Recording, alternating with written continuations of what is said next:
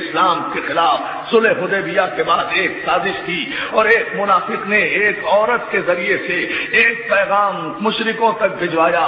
اس خط کی اطلاع جبریل کے ذریعے سے حضور کو پہنچی کہ فلاں عورت یہ خط لے کر جا رہی ہے. اگر یہ خط ان دشمنوں اور کافروں تک پہنچے، شبلی رمانی نے لکھا، اگر یہ خط ان دشمنوں اور کافروں تک، یقین کی بات بتا رہا ہوں، دشمنوں اور کافروں تک پہنچ گیا تو سارا مقصد صلح فوت ہو جائے گا. علی نے فوراً ہی ایک صحابی کو حکم دیا اور ساتھ ساتھ علی کو حکم دیا کہ آپ دونوں جائیں اور تیز رفتار اونٹنی پر بیٹھ کر جائیں اور اس عورت سے وہ خط واپس لیں. اب بڑی عجیب منزل ہے، تیز رفتار اونٹنی پر یہ ایک صحابی اور ایک رسول کا بھائی، یہ دونوں چلے، راستے میں اس عورت کو لیا.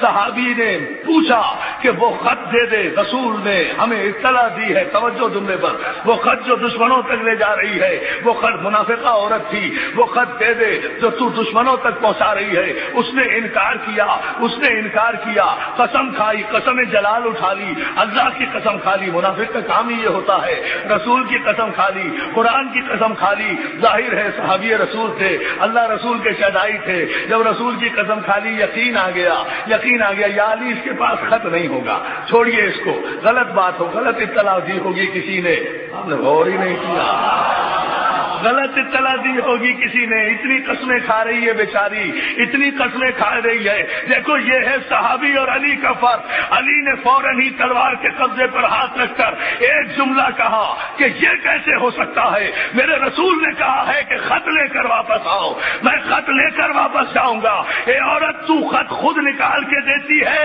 یا میں خط کو حکم دوں کہ وہ تیرے جامے سے برآمد ہو؟ یقین کی کیفیت سے محترم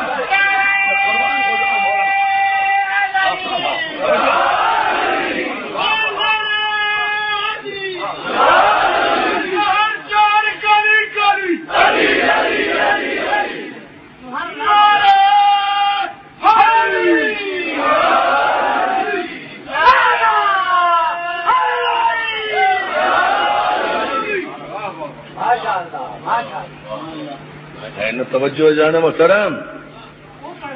بات کیا ہے؟ بات ہے اس یقین کی.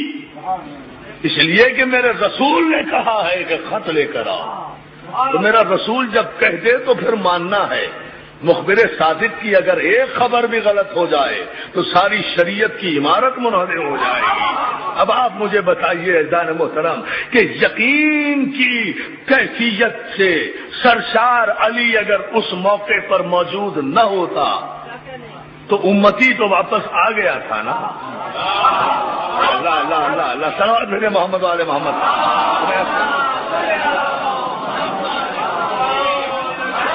وہ جو ہے نا عزیزان محترم، اس لیے یہ ہماری تاریخ ہے جہاں یقین بالتوحید بھی ہے اور یقین بالرسالت بھی ہے، ایمان قلب کی گہرائیوں کے ساتھ. اس لیے کہ قرآن نے فیصلہ، میں کل عرض کر رہا تھا، قرآن نے قسمیں کھا کر کہا کہ یہ اپنی مرضی سے گفتگو نہیں کرتا جب تک ہم اس پر وحی نازل نہ کر دیں. تو جب یہ قرآن میں موجود ہے کہ یہ گفتگو نہیں کرتا اپنی مرضی سے، جب قرآن میں یہ حکم موجود ہے کہ جب رسول تمہارے درمیان کوئی فیصلہ کر دے تو تم اس فیصلے کو قبول کرو اور اپنے دل میں بھی کبھی کوئی کدورت، کوئی کبیدگی، کوئی رنجش محسوس نہ کرو. جس نے بھی فیصلے رسول کے خلاف اپنے دل میں کوئی تنگی محسوس کی، لا یؤمنون، وہ اگر ایمان لے بھی آیا تھا تو دائرہ ایمان سے باہر چلا گیا. ایک لمحے کے لیے بھی اگر رسالت میں شک آیا تو دوستو تاریخ ایسی مرتب کرو جس میں احترام رسالت ہو. اور احترام رسالت کی تاریخ آپ کو غیر کے دروازے سے نہیں ملے گی. احترام رسالت کی تاریخ آپ کو آل محمد کے دروازے سے ملے گی. اس دروازے نے پیغمبر کے مشن کو آگے بڑھایا ہے. ان ذوات مقدسہ نے اسلام کو زندگی دی ہے، حیات دی ہے. عزیزان محترم، کسی کو چونو چرا کی گنجائش نہیں ہے. پیغمبر جس چیز کو جہاں نصب کر دے اسے کوئی اکھاڑ نہیں سکتا، جسے اکھاڑ دے اسے کوئی جما نہیں سکتا. حجر اسود کو پیغمبر نے جما دیا تو کوئی اکھاڑ نہیں سکتا. بتوں کو اکھاڑ دیا، دیکھے نا صلوات بھیجے محمد بلند محمد.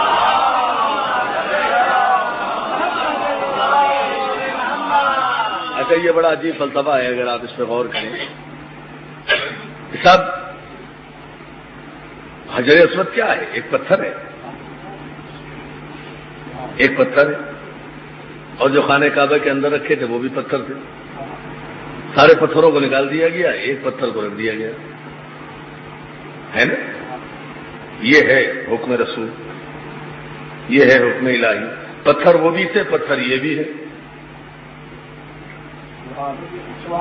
ان پتھروں کو اگر چوم لے تو مشرک ہو جائے،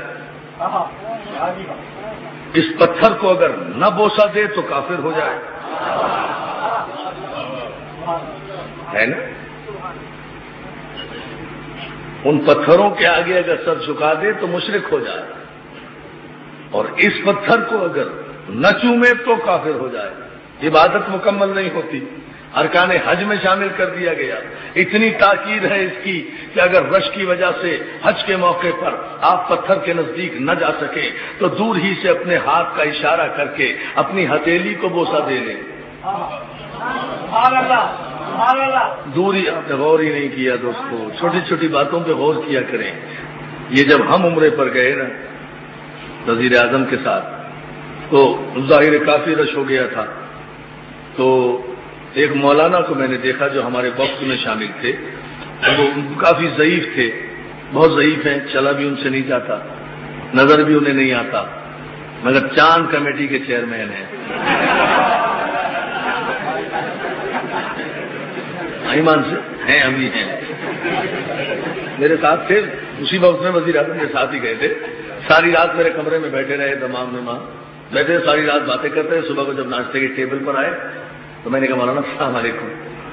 کہنے وعلیکم السلام، کون ہے آپ؟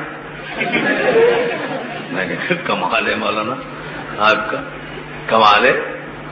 میں عرفان در آبدی ہوں. ساری رات تو آپ میرے کمرے میں بیٹھے ساری باتیں کرتے رہے امور شریعت پر. نہیں معاف کرنا ہے عرفان صاحب، میں پہچانا نہیں. مجھے اصل میں دن میں نظر نہیں آتا، دن میں نظر نہیں آتا. اب جب یہ رؤیت ہلال کمیٹی کا اعلان ہوا تو معلوم ہوا حکومت نے انہیں چیئرمین بنا دیا ہے چاند دیکھنے کا. میں نے کہا جسے اتنا لمبا چوڑا عرفان آبدی نظر نہیں آتا اسے عید کا چاند نظر آئے گا. یہ ہے، خیر ہوتا ہے. تو وہ مولانا بیچارے ضعیف سے ہیں اور وہ ان سے وہاں حجر اسود کے نزدیک نہیں گیا چلا گئے تو انہوں نے دور ہی سے اشارہ کیا، اجازت ہے، اور اپنے ہاتھوں کو چوم لیا. جب اپنے ہاتھوں کو چوم رہے تھے مولانا کیا چوم رہے ہیں؟ ارے کہنے صاحب حجر اسود دور ہے، وہاں تک میری رسائی نہیں ہے نا. تو بس اشارہ کر دیا اور اپنے ہی ہاتھوں کو چوم لیا. تو میں نے کہا کہ یہ حجر اسود آپ کے ہاتھوں میں آ گیا. ہتھیلی آپ کی مس بھی نہیں کیا اتنے فاصلے. توجہ، یہ خانہ کعبہ کے اندر بات ہو رہی ہے میری ان سے. میں نے کہا کہ یہ حجر اسود کا سارا عرض کیا آپ کے ہاتھوں میں آ گیا، یا آپ اپنی ہتھیلی کو کیوں چوم رہے ہیں؟ کہا ہاتھ لگانا ضروری نہیں ہے. شریعت میں یہ ہے کہ اگر کسی مقدس مقام کو اس کے قریب جا کر نہ چوم سکو تو دور ہی سے سلام کر لیا کرو، عبادت قبول ہو جاتی ہے. تو میں نے کہا مولانا آج کعبے میں کھڑے ہو کر قسم کھا لو کہ ہم جو کچھ 1400 برس سے کر رہے ہیں صحیح کر رہے ہیں، کہ اگر کربلا میں روضہ حسین تک جانا ہمارے لیے ممکن نہیں تو ہم دور ہی سے کہتے ہیں السلام علیکم یا ابا عبداللہ. توجہ ادارے وہ چلا یہ ہے وہ منظر.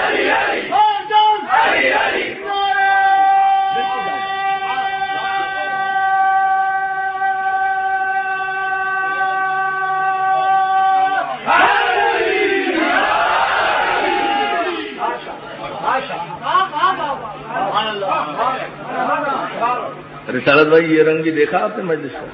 یہ بھی ہے، دیکھیں.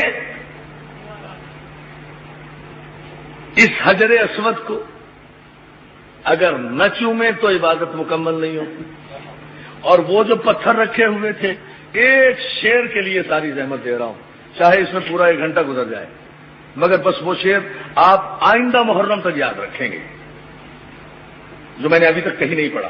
اس لیے آپ پوری توجہ نہیں. دیکھیں نا، پتھر تو یہ بھی ہے، پتھر وہ بھی تھے، انہیں نکال دیا گیا، اسے رکھ دیا گیا. یہی ہے نا.